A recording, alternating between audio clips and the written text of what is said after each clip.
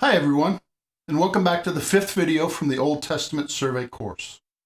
In the previous section, we introduced some major themes that summarize God's purposes and working throughout the entire Old Testament and the Bible as a whole. In this section, we're going to supplement that by looking at a few theological themes and ideas that run through the Bible, especially in the Old Testament.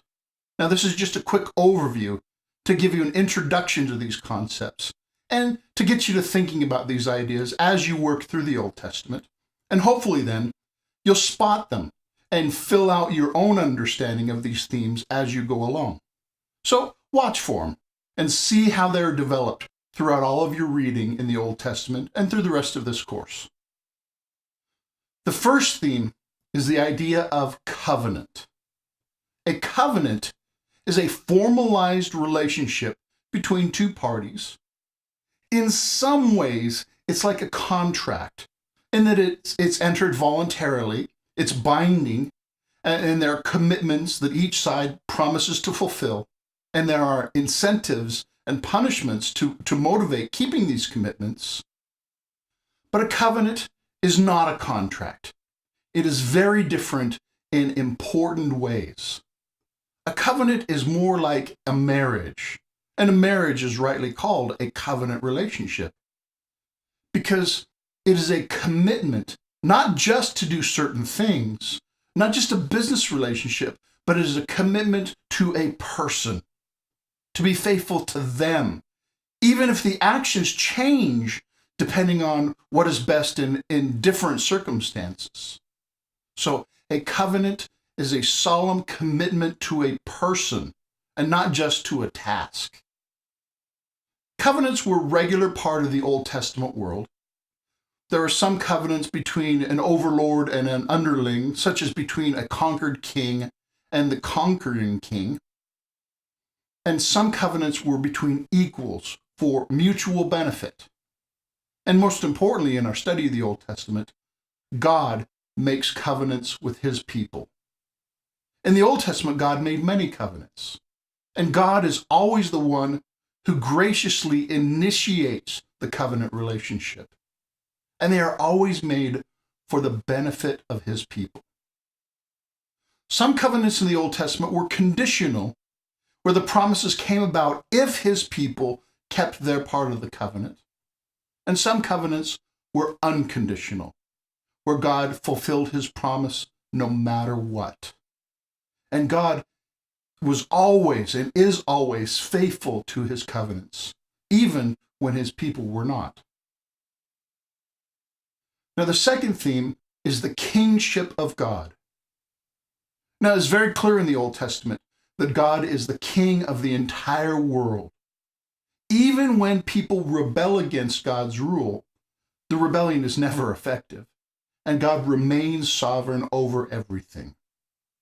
Now, throughout the Old Testament, notice how God demonstrates and exercises his rule, and how that interacts with the human kings of Israel and the surrounding nations. Then the third theme is the people of God. In the last section, we talked about God's promise to make a people for special relationship to himself. And the Old Testament is a story of him doing just that. He brings individuals into relationship with himself, and thereby into relationship with the rest of God's people. God's people have special benefits as well as responsibilities. They experience the benefits of knowing God himself and all that he does for them. And they have responsibilities of faithfulness and obedience to God. They have responsibilities to the rest of God's people, and they have responsibilities to proclaim God to the rest of the nations. Speaking of the other nations, the fourth theme is the universal scope of redemption. That means that God's redemption, his salvation, his purposes are not limited to the people of Israel. Because God is the ultimate king of every nation, his salvation is for every nation. Now, that does not mean that every individual will be saved, but God's salvation will impact every people group around the whole world. There's some small realization of this in the Old Testament, but the full realization of this won't happen until the New Testament. But it's made very clear, even in the Old Testament, that God's plan and blessing was never intended to be limited to Israel, but it was always intended to cover the whole earth. Now, the fifth theme is the idea of blessings and curses. Now, this is always closely related to the idea of covenant. Whenever God's people are faithful to God and his covenant, they will experience the blessing of God in a variety of ways. Whenever God's people are unfaithful to God and his covenant, they will experience punishment in a variety of ways.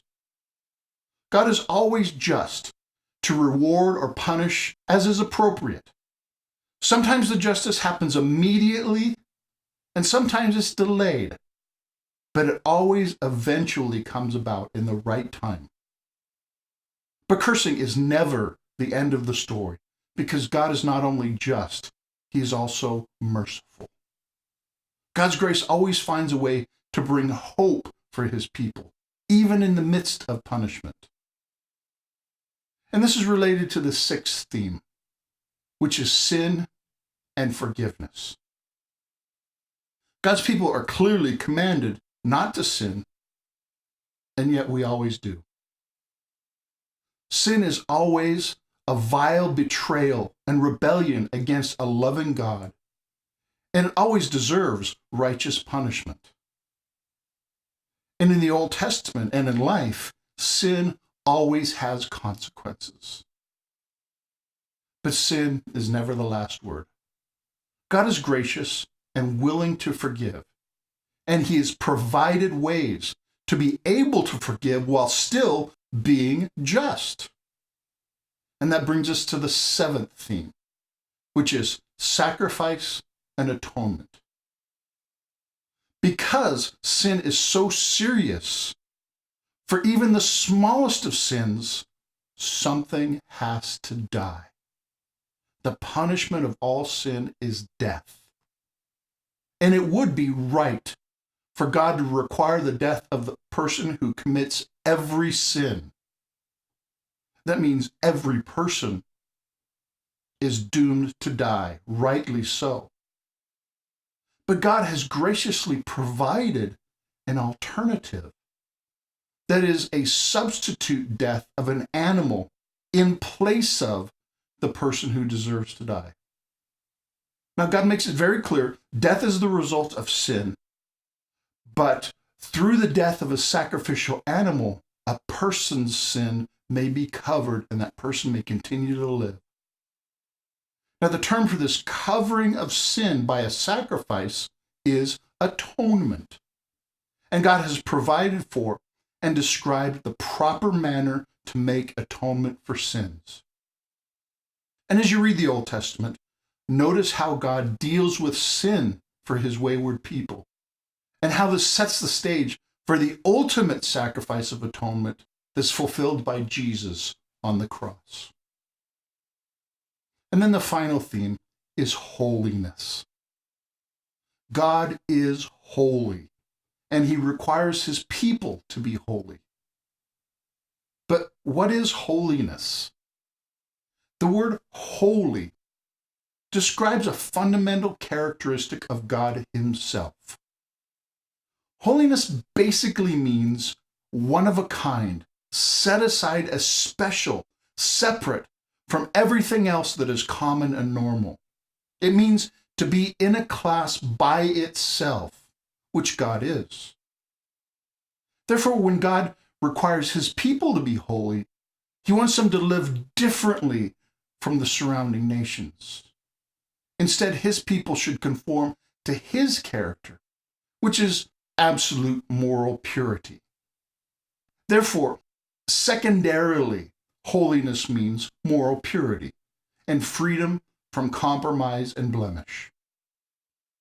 Now, notice how holiness is described and demonstrated as you read through the Old Testament.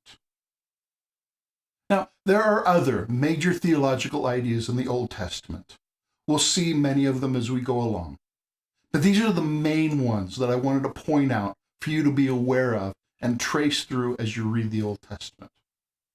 So now, let's review. The 8 themes we have looked at are covenant, kingship of God, people of God, universal scope of God's work, blessings and cursing, sin and forgiveness, sacrifice and atonement, and holiness. Now that's all for this section. In the next section, we'll look at the geography of the Old Testament world. That is, the physical location where all these events took place. Thanks for watching.